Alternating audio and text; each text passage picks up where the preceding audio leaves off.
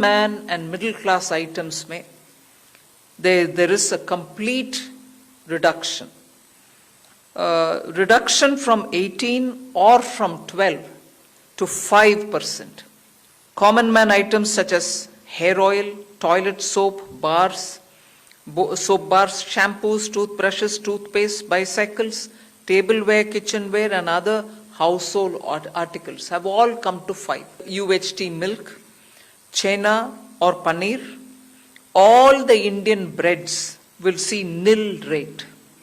So roti किसी के ऊपर भी, चपाती और रोटी और पराठा और whatever it is, they all come to nil.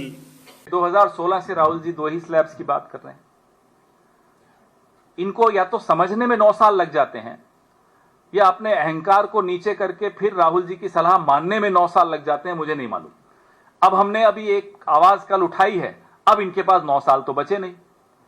अब अगले 8-9 महीने में भी, मुझे लगता है वो भी मैं ज्यादा बोल रहा हूं, 8-9 हफ्ते में ये भी सलाह मान ले राहुल जी की तो अच्छा रहेगा, नहीं तो फिर हम आके कर देंगे. चिंता अर्जेंटी में स्वागत आपका. मैं हूं योगेंद्र. आप देख रहे हैं बड़ी खबर, और बड़ी खबर में हम बात करेंगे, बड़े मुद्दे की बात करेंगे हम जीएसटी 2 की. अब 2 स्लैब देश में होंगे और समाचार पत्रों में भी आपने देख लिया किस पे कम किस पे ज्यादा. 22 सितंबर से लागू होंगे, 5% और 18%. आम पब्लिक जिसमें आती है वो इस स्लैब में आएगी. लग्जरी लाइफ जो लोग जीते हैं उनके लिए जरूर एक झटका रहेगा, लेकिन उनकी संख्या कम है, पैसा है तो वो वहन कर लेंगे. खैर चले, लेकिन इस अनाउंसमेंट और जो स्लैब सामने आया इसको लेकर के हम चर्चा करेंगे. हमारे साथ CL यादव साहब कांग्रेस प्रवक्ता हैं, बाबूलाल गुप्ता साहब राजस्थान केंद्रीय खाद्य पदार्थ व्यापार संघ के राष्ट्रीय अध्यक्ष हैं, और सुरेश गर्ग साहब भाजपा प्रवक्ता हमारे साथ में हैं. मैं यादव साहब आपके पास में आना चाहूंगा. आपकी पार्टी कह रही है कि प्रेशर में किया है, और ये तो राहुल गांधी बहुत पहले कह चुके थे. तो राहुल गांधी कह चुके थे तो इसे अप्रिशिएट कर रहे हैं आप कि इसे खारिज कर रहे हैं स्लैब को? देश की जनता को बताइए 40% की क्या नई स्लैब आने के, और हम तो 10 साल से कह रहे थे कि साहब इसी कैब को 18% तक रखो, 28% और ये स्लैब और सेस, लेकिन मजाक बनाया जाता था. तो चलो कि 8 साल बाद में कम से कम इस कुफर सरकार की समझ में तो आई कि जीएसटी में कुछ रिफॉर्म्स करने हैं. जब 240 पे लाया गया तो इनकम टैक्स रिफॉर्म्स की याद आई, इनकम टैक्स में रिलीफ देने की याद आई, और जब बोर्ड चोरी पकड़ी गई तो इनको जीएसटी रिफॉर्म्स और स्वदेशी की याद आई, मेक इन इंडिया की याद आई, मेड इन इंडिया की याद आई. तो चलो बधाई है कि कम से कम याद तो आई इस देश की गरीब जनता की, जिसकी रोटी के ऊपर टैक्स लगा दिया, जिसके कफन पर टैक्स लगा दिया, और तन ढकने के कपड़े के ऊपर भी टैक्स की लूट मचा दी. इस देश का 50% सबसे गरीब जनसंख्या, इस देश का 64% जीएसटी अदा करती है, और इन्होंने अमीरों को तोहफा दिया जीएसटी में. और आज इस देश के 10% सबसे अमीर लोग सिर्फ 3% जीएसटी में कंट्रीब्यूट करते हैं. तो ये किसकी सरकार है? ये घड़ियाली आंसू तो बहा रहे हैं कि हमने गरीबों को और मध्य वर्ग को बहुत बड़ी राहत दी है, लेकिन कितनी राहत दी है धरातल पे आएगी. जब जीएसटी रेट आई थी 2017 में तो वो 5% में भी थी, 12 में भी थी, 18 में भी थी, 28 में भी थी. और जो टैक्स लिटिगेशंस बढ़े हैं वो पूरे देश देख रहा है. जिस प्रकार से छोटे व्यापारियों को इन्होंने बर्बाद किया, तहस नहस किया, उनको उनकी रोजी रोटी छीनने का काम किया, वो पूरा देश पिछले 8 साल से देख रहा है. तो कितनी राहत दी, कितनी सौगातें दी, अभी भी आपको संदेह है 28% का स्लैब खत्म क्या है, तो 10% का गैप तो वही रहेगा. तो इससे आपको नहीं लगता है कि राहत होगी? सब 28% का खत्म करके 40% भी तो ले आए. और वो 28% वाले कौन से आइटम्स थे जिनके लिए लग्जरी की बात कर रहे हैं कि हम लग्जरी आइटम्स को 40% में देखेंगे? तो 28% वाले कौन से आइटम्स थे? मकान के ऊपर, मकान बनाने में सीमेंट काम आती है, उस पर 28% की लूट थी, उससे 18% दिया. चलो कुछ सुबुद्धि आई इनको, लेकिन बाकी कुछ तो राहत मिल रही, कुछ तो राहत मिली है. सब कितनी राहत मिलेगी वही तो देखना है. मोदी जी कहते बहुत है सर, स्लैब में जो चीज आ गई उसमें आपको डाउट, आप तो चार्टेड अकाउंटेंट, एक बार कुछ स्लैब में चीजें अगर आ गई तो उसके बाद भी आपको संदेह है कि देख रहे हैं ना सर, देख रहे हैं इस देश के ऊपर सेस का कितना भार ढोया गया, लादा गया. 40 लाख करोड़ रुपए सेस के रूप में आपको देश से लूटे गए. एक हाथ से दिया जाएगा, दूसरे हाथ से ले लिया जाएगा, लूटा जाएगा. चलिए मैं गर्ग साहब से जवाब दिलवाता हूं इसका. गर्ग साहब, आपके विपक्षी साथियों का मानना है कि संदेह है अभी भी, धरातल पे चीजें उतरेंगी तो पब्लिक के समझ में आएगी कि कैसे राहत दी जा रही है और कैसे वापस उस पैसे को लिया जा रहा है उनसे। देखिए, आज हम देश के यशस्वी प्रधानमंत्री नरेंद्र मोदी जी और केंद्रीय वित्त मंत्री निर्मला सीतारमण जी का आभार व्यक्त करते हैं कि उन्होंने जीएसटी के अंदर बहुत बड़ा बदलाव लाया है। 28% और 12% की स्लैब को हटा के मात्र 2 स्लैब रखना, 5% और 18%, और उसमें भी बहुत सारे रेट की रिड्यूस करना और कई आइटम्स में जीरो जीएसटी लगाई है। तो ये बहुत बड़ा वो है। आप ये देखिए कि जुलाई 2017 के अंदर जीएसटी आया था, तब 86,000 करोड़ रुपए का कलेक्शन हुआ करता था। आज कलेक्शन है 2 लाख करोड़ रुपए से ज्यादा का। तो जब कलेक्शन 2 लाख करोड़ रुपए का, तो उसमें बदलाव हमने आज जनता को राहत देने के लिए यह चीज की। फिर दूसरा मैं कह रहा हूं कि कांग्रेस की स्थिति क्या है कि कांग्रेस जब हमारी सत्ता आई थी ना 2014 के अंदर, तो ये सोचती थी कि हिंदुस्तान में कुछ भी नहीं हो सकता, लेकिन हमारी सरकार आने के बाद में हमने डेवलपमेंट के बहुत सारे काम किए, railway infrastructure, road infrastructure, defence में इनमें बहुत काम किया। फिर इन्होंने एक चीज देखी कि इन्होंने ये सोचा कि कभी जीएसटी, मतलब जीएसटी के लिए इन्होंने सोचा था, जीएसटी के लिए सोचा था, महिला आरक्षण के लिए सोचा था, लेकिन ये कर नहीं पाए। क्यों नहीं कर पाए? डरते थे। क्या हुआ था? इन्होंने सोचा था ना, लेकिन हमने किया ना। इन्होंने तो ये तो सोचना ही कि ये तो असंभव है, धारा 370 हटाना और राम मंदिर बनाना, ये तो असंभव है, लेकिन वो भी हमने किया। तो ये मोदी जी का विजन है कि हम 2014 से सत्ता में हैं और हमने हिंदुस्तान को क्या क्या दिया। आज जीडीपी ग्रोथ 7.8% है, विश्व में सबसे ज्यादा जीडीपी ग्रोथ है। आज महंगाई दर 1.5% है। अब मुझे बता दीजिए 2004 से 2014 के बीच में इनकी सत्ता थी, कभी अगर 1.5% की अगर महंगाई दर रही हो तो बता दीजिए। यह स्थिति है।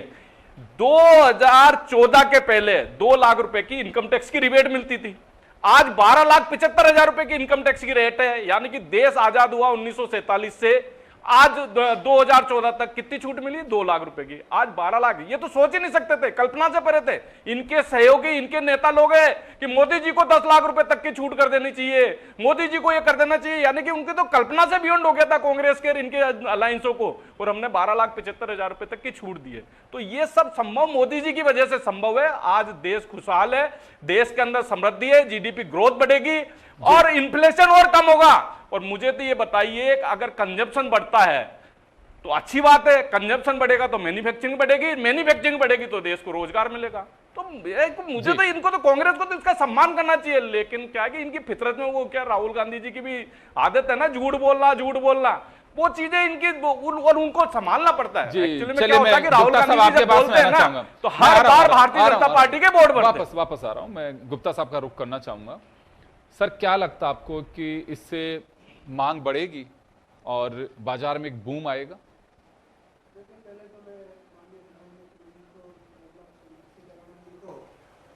बहुत बहुत धन्यवाद देता हूँ कि चाहे देर से ही हुआ, और एक उस रास्ते से अब उस रास्ते में ये आ गए हैं कि एक देश एक कर, और अगर ये बात होती है तो ये बहुत ही बढ़िया बात होती है। तो ऐसे इस तरह की बातें हैं, ये बातें बहुत बढ़िया तरीके से एक अच्छा जीएसटी में सुधार ला करके ये करने की कोशिश की। परंतु देखिए, ऐसा है कि घी सस्ता हो गया, बहुत अच्छी बात है, परंतु रोटी कहाँ की सस्ती की रेस्टोरेंट की रोटी।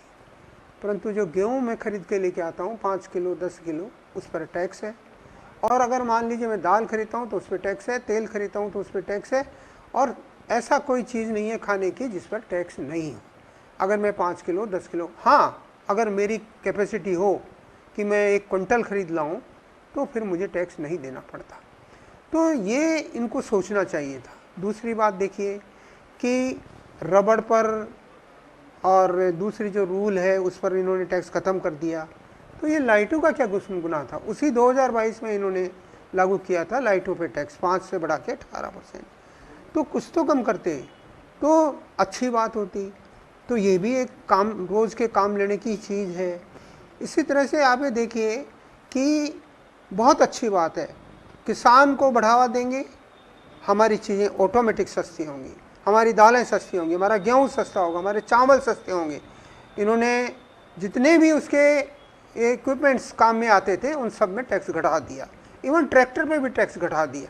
तो ये बहुत अच्छी बात की है। और इससे जो आप बूम की बात कर रहे थे, नेचुरल है कि जैसे जैसे ये दरें थोड़ी सी कम होंगी तो लोगों की डिमांड के लिए पैसा होगा हाथ में।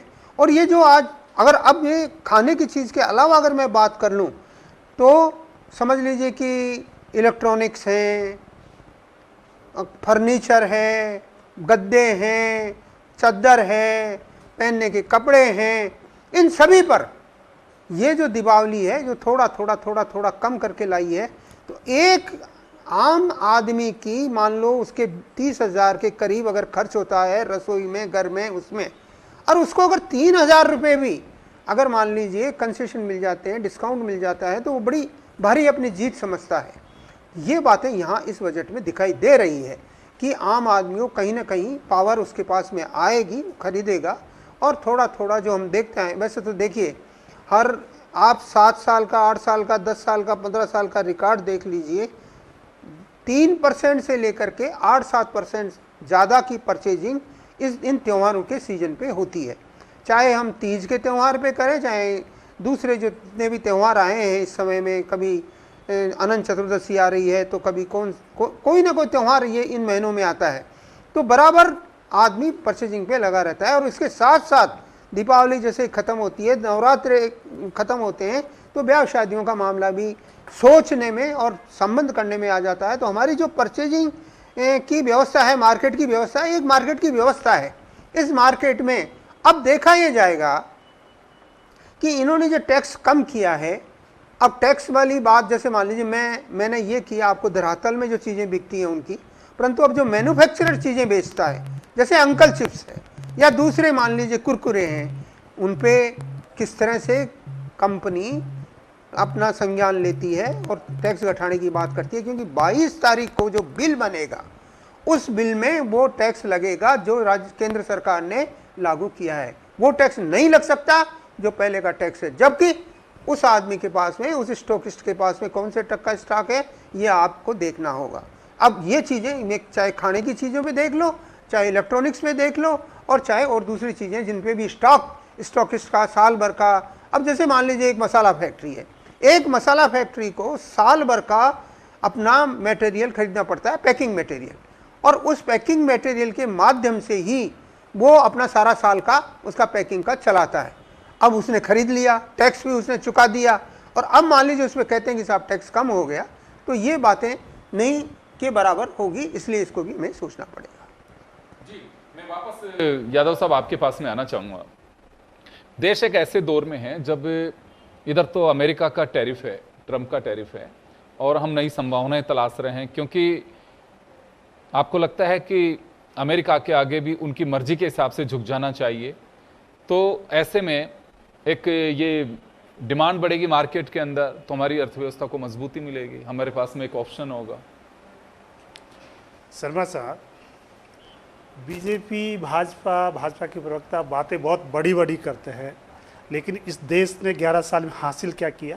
आमदनी आधी, कर्जा 4 गुना, खर्चा 4 गुना, स्टेग इन्फ्लेशन जिसको ये बातें कर रहे हैं 12 लाख की टैक्स छूट की, लेकिन शायद भाजपा के प्रवक्ता से भोला कोई इंसान नहीं है। 12 लाख 10 रुपये होते ही उसके ऊपर टैक्स देना पड़ेगा, और 12,60,000 होते ही उसके ऊपर 60,000 रुपये टैक्स देना पड़ेगा, 61,000 रुपये टैक्स देना पड़ेगा। और ये कह रहे हैं ना छूट, वो छूट 3 लाख ही है। कहाँ से चले थे, कहाँ से आए? छूट कोई नहीं बढ़ाई है, ये जुमले हैं, जुमलों में कुछ भी नहीं है। जो प्रोडक्शन है, जो महंगाई है, 1.5% की इन्फ्लेशन, तो आप पेट्रोल और डीजल को जीएसटी में क्यों नहीं लाए? देश पूछ रहा है आज कि कौन से जुमले देते 8 साल हो गए। अरे साहब सुनिए साहब, बीच में सुनिए,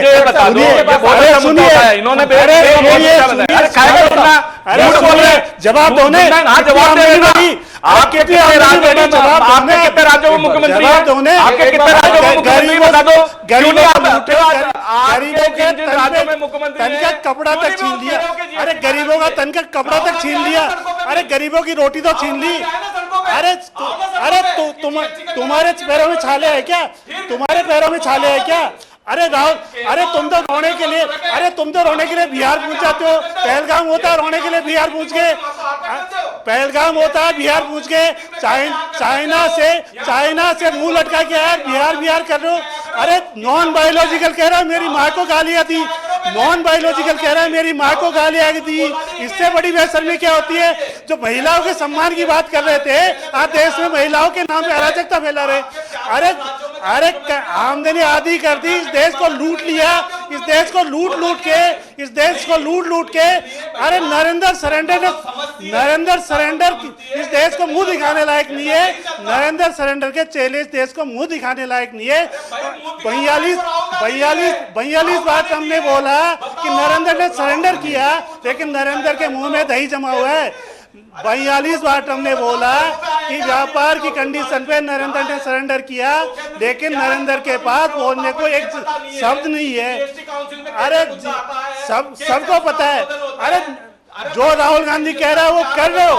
राहुल गांधी ने 2016 में कहा था 18% करनी पड़ेगी, और की तुमने। अरे राहुल गांधी ने कहा था 18% करनी पड़ेगी, की तुमने। राहुल गांधी कहता है सरकार तुम्हारी है, सिस्टम हमारा है, मैं जो चाहूंगा वो कर। मोदी जी करते हैं। यादव साहब, मोदी जी यादव साहब सुनिए यादव साहब, आप ये बताइए कि आप एक बात तो स्वीकार कर रहे हैं कि जो सरकार ने बीती रात जो डिसीजन किया है वो 2016 में आप लोगों ने जो डिमांड उठाई थी उसके तहत किया, ये तो मान रहे हो? हाँ, तो चले कोई बात नहीं, 9 साल बाद भी ये तो मानोगे आप कि देखिए दो बात नहीं हो सकती।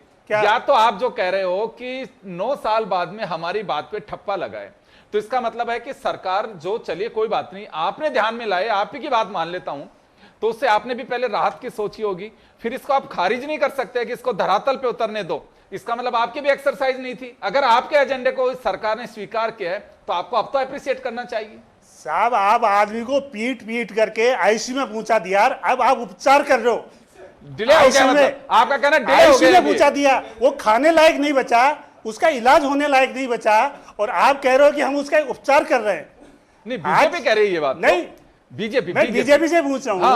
अरे इन कुफड़ों को यही पता नहीं कि 18%, 28% और 40%, 28% को खत्म करके 40%, 12 वाले आइटम को 18%, 12 वाला आइटम को 18%, मतलब ये था कि 12 वाले आइटम को 18%। 2016 में पूरी बात जो उठाई थी आपने, वो नहीं है ये। किसने? 2016 में आपने जो बातें उठाई थी 28% की रेट गलत रेट है। इन्होंने क्या किया, 28% की रेट भी लगाई, शेष भी थोपा इस देश के ऊपर, और अब उस 28% की खींच को निपटाने के लिए 40% की जीएसटी ले गए, 40% जीएसटी ले गए। एक सेकंड में आपका अगर कोई सवाल होगा तो मैं आऊंगा आपके पास में। एक बार गर्ग साहब का जवाब सुन लीजिए आप। देखिए, सबसे पहले तो इन्होंने कहा कि साहब इन्होंने 28% से 18% आया, 28% से 40% पे कौन से आइटम है जो खतरनाक आइटम है, तंबाकू, सिगरेट, बीड़ी, सिगरेट, जो खतरनाक आइटम है उन पे 40% लगाया भैया, बाकी तो 28 से 18 आया है। फिर दूसरा ये कह रहे हैं कि साहब पेट्रोल डीजल जीएसटी में क्यों नहीं आया। मुझे ये बताइए कि चाहे इनका एक ही राज्य हो, अब ये मानते नहीं मानते, लेकिन इनके 1-2 राज्य तो है ना, उनके मुख्यमंत्री है, उनके प्रतिनिधि जाता है ना वहां पे, क्यों नहीं आप जीएसटी के अंदर पेट्रोल डीजल को शामिल करने के लिए बात क्यों नहीं करते हो? यहाँ आके तो बोलते हो, क्यों नहीं आप सड़कों पे आते हो कि नहीं पेट्रोल? अरे तो आपका ऑब्जेक्शन तो आ जाता ना। अरे बहुमत से नहीं, सर्वसम्मति से। अरे भाई बहुमत से नहीं, सर्वसम्मति से निर्णय हुआ। कानून थोप देते हो देश के ऊपर। सुनो तो सही, यही तो जवाब मांग अरे रहा हूं। सुनने का मादा तो तुम रखो, सरकार में बैठे हो, प्रतिनिधि सुनने का मादा तो तुम रखो ना, सुनने का मादा तो तुम रखो ना। डीजल पेट्रोल का मुद्दा आया है जीएसटी के अंदर। मैं बताना चाहूंगा पूर्ववर्ती सरकार के वक्त जब सुभाष गर्ग और धारीवाल गए थे, बाबूलाल जी को ध्यान होगा, तब भी मामला आया था, और कई राज्य दबी जुबान में आपके भी चाहते हैं कि ये जीएसटी के उसमें आ जाना चाहिए दायरे में। नहीं चाहता, चाहे भारतीय जनता पार्टी का शासन हो चाहे कांग्रेस का है, कोई भी नहीं चाहता कि पेट्रोल डीजल जीएसटी में आए, क्योंकि उनके राज्य की सबसे बड़ी रेवेन्यू है, इसलिए कोई भी नहीं चाहता। लेकिन गर्ग साहब सुनिए, यादव साहब सुनिए, गर्ग साहब यादव साहब सुनिए तो सही। यादव साहब अब इनको यादव वोट साहब चोरी एक का मिनट दे- सुनिए एक सुनिए सुनिए नमूना और वोट चोरी का देता हूं। एक मिनट सुनिए एक सुनिए नमूना वोट चोरी का एक और देता सेकंड हूं। एक सेकंड सुनिए सुनिए अरे यादव साहब आगे बात तो सुनिए। आप तो बहुत बेहतर से समझते हैं, राज्यों के पास में वैट खत्म करने के पास बाद में लिकर माइनिंग और आपके पेट्रोल, ये मालूम है कि विरोधी दलों की सरकारों को सबको कि हम ऑब्जेक्शन करेंगे तो भी हमारी चलने वाली नहीं है, क्योंकि बहुमत के आधार पर उस पर डिसीजन होगा। हाँ, अगर ऐसी कोई चीज सामने आती है कि जिसपे सबकी सहमति हो तो देखिए ये बातें सही कह रहे हैं गर्ग साहब, ये बात सही है कि जब चर्चा आई कि हाँ जीएसटी में पेट्रोल डीजल को भी लेके आना चाहिए, जब डिलिमिट कर दी इसकी उसके रेट जो मार्केट से वो करती थी और एवरी डे उनको अब पब्लिक डोमेन में वो सब खत्म हो गया। लेकिन कोई भी राज्य वाकई नहीं चाहता, गर्ग साहब सही कह रहे हैं कि अगर यूं बात अगर अंदर से पूछने की कोशिश करेंगे, इनके पास में पैसा सीधा जो पैसा आ रहा है वो तो 3 ही मद में आ रहा है। शर्मा साहब, इस सरकार ने 2014 आने के बाद में 14 में आने के बाद में क्या किया, पेट्रोल और डीजल के ऊपर बेसिक एक्साइज ड्यूटी को घटाया और सेस और सरचार्ज थोपा। उसके कारण से 40 लाख करोड़ रुपए की सेस तो राज्यों बढ़ा की है, चोरी, राज्यों के हक की चोरी इस मोदी सरकार ने की है। और उस 40 लाख करोड़ रुपए को 50 खो के ओके 50 करोड़ 100 करोड़ में विधायकों को खरीदने में बर्बाद किया है। ये वो सरकार है जो जनमत लूटती है, विधायकों को लूटती है। 40 लाख करोड़ रुपए स्टेट को दिला दो, सारे स्टेट एग्री हो जाएंगे जीएसटी में। 40 लाख करोड़ रुपए जो लूटे 8 साल में, जवाब ही नहीं आ पाएगा। 30 सेकंड में सर अपनी बात कर दी, समय कम है क्योंकि मैं बाबूलाल जी के पास में जाना चाहूंगा। सेस और सब्सिडी जो सेंट्रल एक्साइज ड्यूटी, उसको लेकर के ये कई बार बातें आई कि सेस तो बढ़ा दिया गया और जो राज्यों का कंट्रीब्यूशन जिस ड्यूटी में होता है उसको कम कर दिया गया। तो दिखाने के लिए दोनों बातें हो गई कि देखिए हमने पैसा कम कर दिया है, लेकिन दूसरी तरफ से उस पे वो लगा भी दिया। पिछले 2.5 साल से कोई पेट्रोल और डीजल के दाम नहीं बढ़े। पिछले 2.5 साल से हमने 2021 के अंदर पेट्रोल के दाम घटाए थे, पेट्रोल के और डीजल की एक्साइज ड्यूटी घटाई थी 2021 के अंदर। इसके बाद में न तो पेट्रोल और डीजल के दाम बढ़े हैं, हम कंटिन्यू। फिर दूसरा, इनके नेता थे ना राजीव गांधी जी, पूर्व प्रधानमंत्री, उन्होंने क्या कहा था कि 1 रुपया चल के 85 पैसे भ्रष्टाचार में चला जाता था। 85 पैसे भ्रष्टाचार में चला जाता तो अरे सुनो तो सही। चलिए मैं बाबूलाल जी के पास में जाना चाहूंगा। बाबूलाल जी आप एक सेकंड पहले बाबूलाल जी सर समय देश को आग लगाने वाले थे, आग लगा रहे थे, एटीएम जला रहे थे। तब राजीव गांधी जी ने कहा था बाबूलाल ये देश को आग लगा रहे थे, सर ये देश पे आग लगा रहे थे, अराजकता फैला रहे थे। बाबूलाल जी सर सुनिए, गर्ग साहब बाबूलाल जी आपके पास में आना चाहूंगा। मैं तो ये जानना चाहता हूं सीधा कि इससे वाकई आम जनता को राहत क्या मिलेगी। जिस तरह से बताया जा रहा है कि दिवाली से पहले की धनतेरस यानी कि 3 तारीख की रात को ही आ गई। जी बाबूलाल जी, 3 सितंबर को ये मान के चलेंगे धनतेरस का तोहफा दे दिया केंद्र ने। नहीं देखिए ऐसा नहीं, है, घोषणा कि- 22 से तो लागू होगा सितंबर नहीं, से। देखिए ऐसा है कि अगर कोई भी टैक्सेस घटाए जाते हैं तो उनका सीधा सीधा लाभ कंज्यूमर को मिलना चाहिए। अब मिलता है कि नहीं, ये प्रश्न चिन्ह है। और प्रश्न चिन्ह इसलिए है कि जो अभी डीजल और पेट्रोल की बात कर रहे थे, तो थोड़ा सा याद करो कि उस समय डीजल का और पेट्रोल का कच्चे का भाव क्या था, क्रूड ऑयल का, और रेटें क्या थी, और रेटें फिर क्या रहीं और भाव क्या रहे। अगर यही पैमाना है इस जीएसटी को अपना एनफोर्स करने का, तो थोड़ी सी दिक्कत होगी। और अगर नहीं है और इसमें शुद्धता है, तो निश्चित रूप से इससे निश्चित रूप से फ़ायदा मिलेगा। और मैं ये मान के चलता हूँ कि कम से कम 20 से 22% मेरा कैलकुलेशन है कि अब की बार जो टर्नओवर है वो दीपावली पे बढ़ेगा। बाइंग कैपेसिटी बढ़ेगी, डिमांड बढ़ेगी, यानी कि पब्लिक की बाइंग कैपेसिटी बढ़ेगी। तो चलिए एक छोटा सा सवाल हो रहा है कि जिस चीज को लेकर के संदेह है कि हमारे असर पड़ेगा यहाँ पे व्यापार पे, उद्योग पे, तो अमेरिकन टैरिफ जो है उसको हम इससे कुछ हद तक पाट पाएंगे। डिमांड बढ़ेगी तो कोई असर नहीं होगा उसका। नहीं देखिए, जहाँ तक एक्सपोर्ट का सवाल है, अभी तक एक्सपोर्ट हमारा लचर हो चुका है, पूरी व्यवस्थाएं बिल्कुल एकदम चरमरा गई हैं। निश्चित रूप से हम अब यही कहते हैं कि हम दूसरे देश में जाएंगे, हम अपना बिजनेस बढ़ाएंगे, पर आसान नहीं है। आज मेरे यहाँ मान लीजिए एक फैक्ट्री है, उसमें 2000 वर्कर काम कर रहा है, 3000 वर्कर काम कर रहा है, कल उसको काम देने के लिए नहीं है, क्योंकि मेरा वो जो सौदे जो वहाँ हुए हैं वो सौदे ब्रेक हो चुके हैं। और अभी तो जो मैंने माल भेजा हुआ है वो माल का भी ये तय किया जा रहा है कि इसकी डिलीवरी भी ली जाए या नहीं ली जाए। तो ये एक बहुत बड़ा दिक्कत है। इसलिए ये जो टैरिफ वाला मामला इस जीएसटी से जोड़ने वाला हो, मुझे नहीं लगता। हाँ ठीक है, एक आम आदमी के पास में इस जीएसटी से कुछ ना कुछ आए, ऐसी संभावनाएं बनी है, परंतु एक्सपोर्ट में कुछ इसका मदद मिलेगी, बहुत ज़्यादा नहीं मिलने वाली है।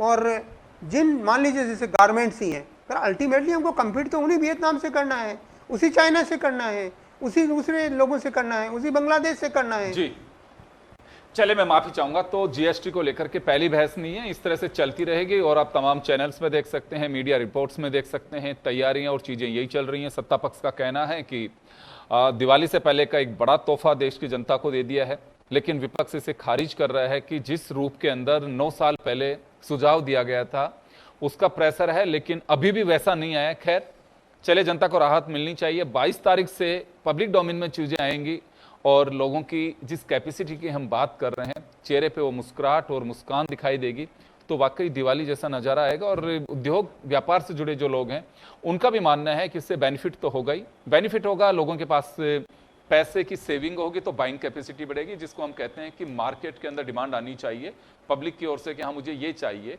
तभी वो एक फ्लो बन पाएगा और उसका बेनिफिट भी मिलेगा। चलिए, सभी का बहुत बहुत शुक्रिया। बड़ी खबर में इतना ही, दीजिए इजाजत, नमस्कार।